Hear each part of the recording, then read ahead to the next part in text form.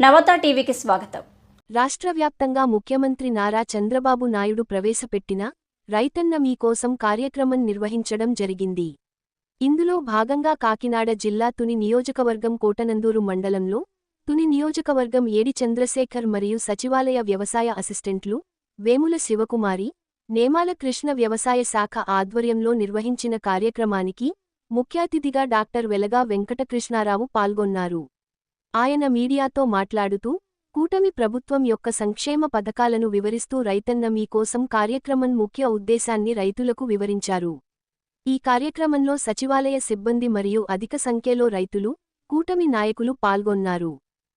ముందుగా ఈరోజు రైతన్న మీకోసం ఈ కార్యక్రమానికి విచ్చేసినటువంటి పెద్దలు, అలాగే రైతులు, మన తోటి నాయకులు, కార్యకర్తలు అందరికీ కూడా ధన్యవాదాలు. అలాగే మన ప్రియతమ నాయకులు, సీనియర్లు అయినటువంటి యనమల రామకృష్ణుడు గారికి, మన ప్రియతమ ప్రభుత్వ విప్ యనమల దివ్య గారికి, అలాగే మన గాడి రాజబాబు గారికి, అలాగే ఎస్ఆర్పేట సూరిబాబు గారికి, మన నాయకులు సూరిబాబు గారికి, పెద్దలు అందరికీ కూడా నా యొక్క నమస్కారాలు. ముందుగా ఈరోజు కోటనందూరు గ్రామంలో సచివాలయం 2లో ఈ రైతన్న మీకోసం అనే మంచి కార్యక్రమాన్ని లైవ్ ప్రసారం చేశారు. మన చంద్రబాబు నాయుడు గారు, మన ప్రియతమ నాయకులు ముఖ్యమంత్రి వర్యులు చంద్రబాబు నాయుడు గారు వేళ తూర్పుగోదావరి జిల్లాలో పర్యటించి రైతులతో సమస్యలు తెలుసుకొని అలాగే మంచి చెట్లు మాట్లాడడానికి వచ్చారు. కాబట్టి ఈరోజు ఈ కార్యక్రమం రాష్ట్ర వ్యాప్తంగా ప్రతి సచివాలయంలో కూడా లైవ్ ప్రసారం చేసి అందరు రైతుల్ని కూడా గ్యాదర్ చేసి ప్రతి ఒక్కరికి మంచి చెట్లు మాట్లాడడం జరుగుతుంది. ఈ కార్యక్రమాన్ని రైతన్న మీకోసం అంటూ ఒక పాంప్లెట్ రిలీజ్ చేయడం జరిగింది. ఈ పాంప్లెట్లో రైతులు మన రాష్ట్రానికి వెన్నెముక, రైతు బాగుంటేనే రాష్ట్రం బాగుంటుంది. ఈ కార్యక్రమానికి ప్రతి విషయంలో కూడా రైతులకి సహకరించే విధంగా గత 5 సంవత్సరాల్లో రైతు కుంటుపడిపోయాడు. రైతుని పట్టించుకున్న నాదుడే లేడు.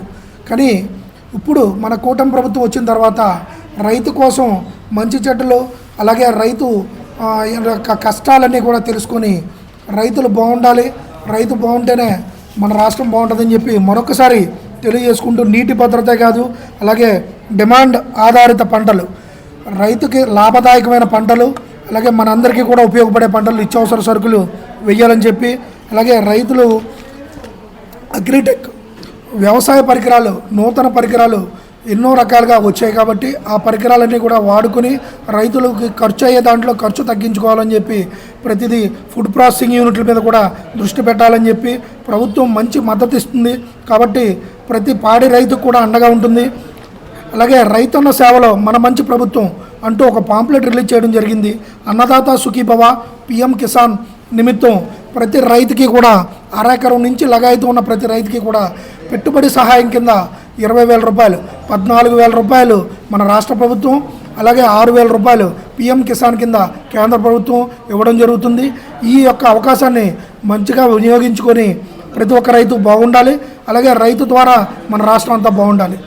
అలాగే సాగునీటి యాజమాన్యంలో మేటి 90% సబ్సిడీతో బిందు సేద్యం, సబ్సిడీపై మేలైన విత్తనాలు, ఉద్యాన రైతులకు ఉజ్వల భవిత, పొలం పిలుస్తుంది, ప్రకృతి వ్యవసాయం చిత్రీకరణ, ఉద్యాన శాఖ క్లస్టర్ డెవలప్మెంట్ ప్రోగ్రాం, నల్లబరి పొగాకు రైతులకు చేయూత, ఉల్లి, మామిడి, కోకో రైతులకు అండగా రాష్ట్ర ప్రభుత్వం, ధాన్యం కొనుగోలు, గత ప్రభుత్వం ధాన్యం కొనుగోలు చేసి 6 నెలలైనా పేమెంట్ పడేది కాదు.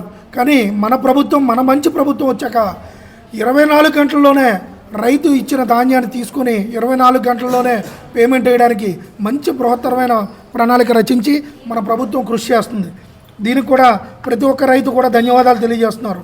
పంటల సాగులో AI డిజిటల్ సేవలు, శాటిలైట్ డిప్ టెక్ సాయం, అలాగే పాడి రైతులకు ప్రభుత్వం ప్రోత్సాహం అందిస్తుంది.